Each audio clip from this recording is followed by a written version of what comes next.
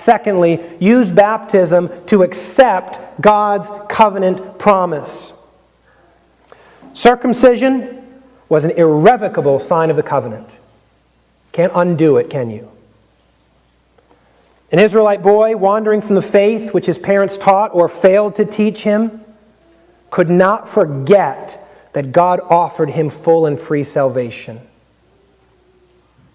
He may have been a rebel, he may have hated God, he may have been a despiser of God, but he was reminded that God had said something to him in his circumcision. If that rebellious boy died as an enemy of God, he would have no one to blame but himself.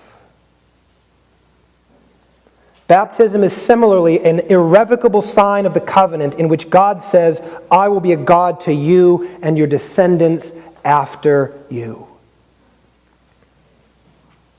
Maybe there's someone hearing this message today who has been baptized but has never accepted God's covenant promise.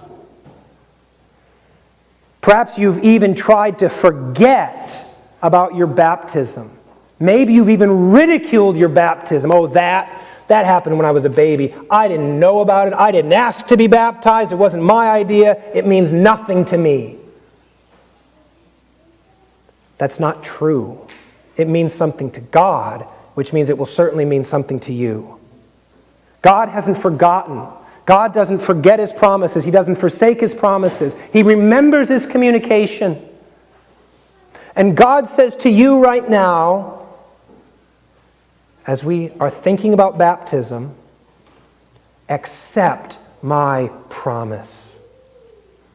Believe my word. Humble yourself because of your sins. Embrace my Son as your righteousness. Submit to my authority and begin a new life as my child. Baptism needs to be used to accept God's covenant promise.